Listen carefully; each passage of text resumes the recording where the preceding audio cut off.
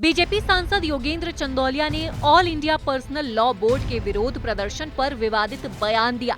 चंदौलिया ने कहा कि all India personal law board के लोग शाहीन बाग बनाने की बात कर रहे हैं। पहले जब शाहीन बाग में धरना हुआ था तो कई महिलाएं प्रेग्नेंट हुई थी, जिसको लेकर जबरदस्त बवाल शुरू हो गया है। वो उनके लिए होगा। अगर वो हिंदुस्तान में रहते हैं तो हिंदुस्तान के संविधान को मानना होगा, और वरना शाहीन बाग की धमकी देकर कुछ होने वाला नहीं है। देश शाहीन बाग को भुगत चुका है कि कितनी वहाँ पर गड़बड़ हुई थी, और उनको ये सोच लेना चाहिए।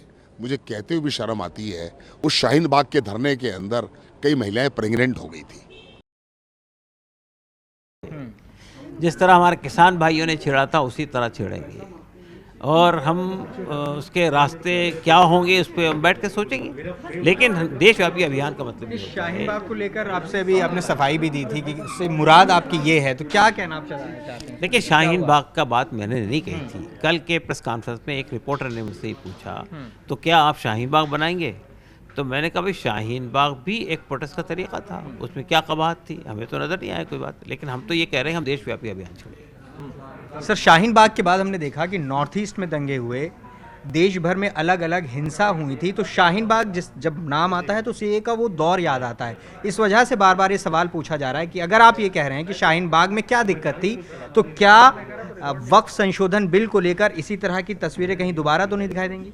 देखिए, पहली बात तो मैं ये बताना चाहता हूँ आपसे, शाहीन बाग की वजह से कोई दंगा नहीं हुआ है। ये एलिगेशन है पुलिस का, वो अभी प्रूफ नहीं हुआ है अदालत में।